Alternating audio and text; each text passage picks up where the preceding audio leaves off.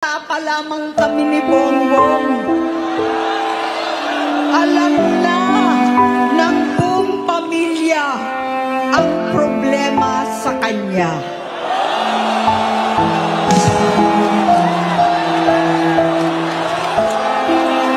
Sa totoo lang, mababasa naman ng lahat ang mga testimonya ng aking ama patungkol sa kanyang ugali at gawain. Noon, dahil may tatay pa kami, hindi ko pa siya responsibilidad. Noong tumatanda, ay mas naging nakakabahala. Batid ko na nagda-drug siya.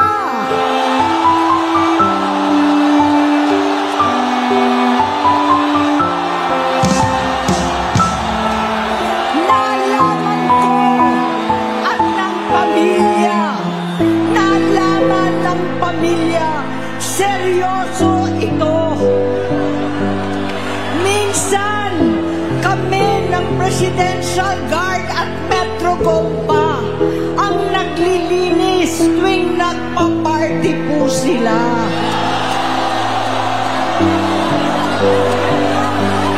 Nabuhay kaming magkakapatid sa ibang bansa. Kami-kami lang. Kinumbinsi ko pa si Bongbong, pakasalan mo na si Lisa.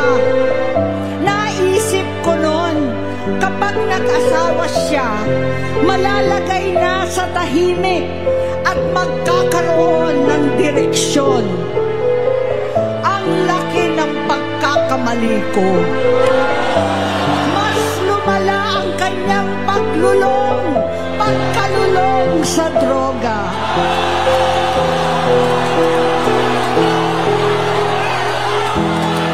Dahil parehas pala silang mag-asawa.